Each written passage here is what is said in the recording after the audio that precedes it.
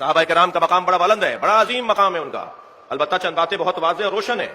انسان کے ساتھ نفس لگا ہوا ہے، انسان کے ساتھ دنیا اور حب دنیا لگی ہوئی ہے، انسان کو مکمل شیطان کے حملات کا سامنا کرنا ہوتا ہے، انسان کے ساتھ مسلسل شیطانی حملات ہوتے ہیں، لہذا معیار اور کسوٹی یہ ہے کہ ایمان پر مرا ہو۔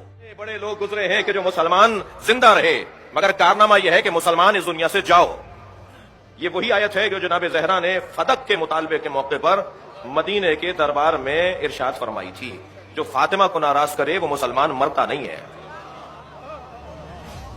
خبردار اس دنیا سے نہ جانا مگر یہ کہ مسلمان جانا۔ تاریخ میں بڑے لوگ گزرے ہیں کہ جن کا ماضی بہت اچھا تھا مگر مستقبل برباد ہو گیا۔ توجہ چاہوں گا، زبیر کو چھوٹا نام نہیں ہے، طلحۃ الخیر کو چھوٹا نام نہیں ہے، ماضی بڑا اچھا تھا، مستقبل خراب ہوا ہے۔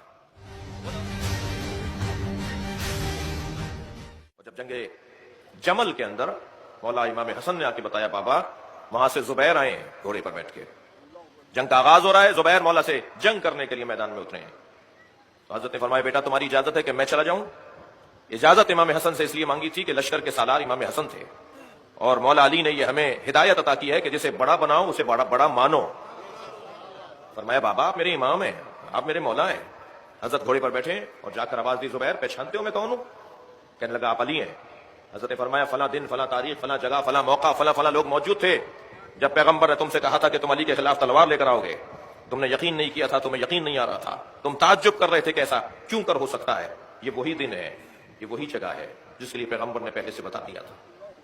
تلوار کو نیام میں رکھ کے گھوڑا موڑ کے جانے لگا۔ میں زبیر سے پوچھوں گا زبیر کہاں جا رہے ہو؟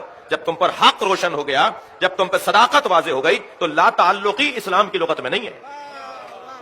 اگر مجھ پر روشن ہو گیا ہے کہ کیا غلط ہے اور کیا صحیح ہے تو مجھے حق کی جانبداری کرنی ہے، مجھے سچ کا ساتھ دینا ہے۔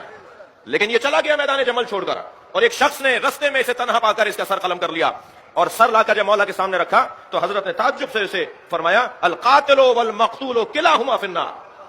یہ واحد مقتول اور قاتل ہے جو دونوں اس وجہ سے جہنم میں جائیں گے کہ مارنے والا بھی بغیر امام کی اجازت کے مار رہا تھا اور مرنے والا بھی امامت سے خارج ہو چکا تھا۔ صلوات پڑھیں گے محمد وعلی۔